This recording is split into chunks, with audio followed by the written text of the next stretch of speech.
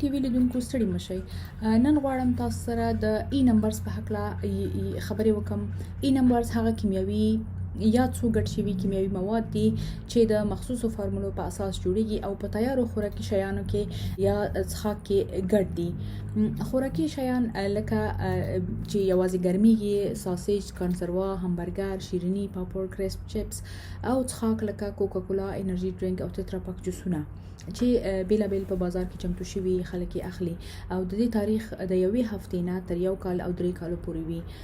د دغه نمبرو زیاته شمیره په ماشومانو او د هغوی په روغتیا اثر کوي، یعنی او په لویانو هم کله چې ډېر انرژي ډرینک استعمال کړي نو په دوی هم اثر کوي. په ماشومانو کې دغه ای نمبرز د هایپر اکټیویټي یا ډېر فعالیت یا د تروریستوب او بې خوبۍ سبب ګرځي او په لویانو کې د چاغۍ، د ویښتانو د تویدلو، د زړه ضربان زیاتېدلو سبب ګرځي. دا مواد په هر ملک کې بیلابیل د استعمال قوانین لري چې د دولت لخوا یا د غذایی موادو د ادارې لخوا نافذ کیږي. دغه ای نمبرز کې حلال او حرام هم مخلوط شته.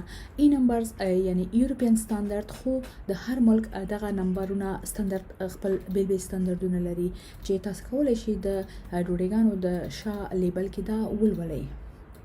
او د دې ای نمبرز تاسو لیست په ګوګل کې موندلی شئ.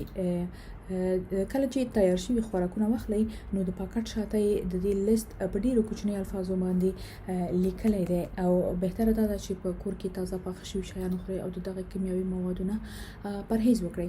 مثلا په کوکا کولا کې تاسو کولای شئ دغلته ولولئ، په دې کې لیکلي دي چې کارامل ای 150 ډي یا سویټنرز، دا ټول هغه شیان دي چې دا په ای نمبرو کې شامل دي او تاسو کولای شئ د دې ګټه خو نه لري خو زیانونه یې په انټرنیټ کې وګورئ او پوه شئ چې په دغه نمبرو کې څه شی موجود دي او څومره صحت ته زیان رسوي.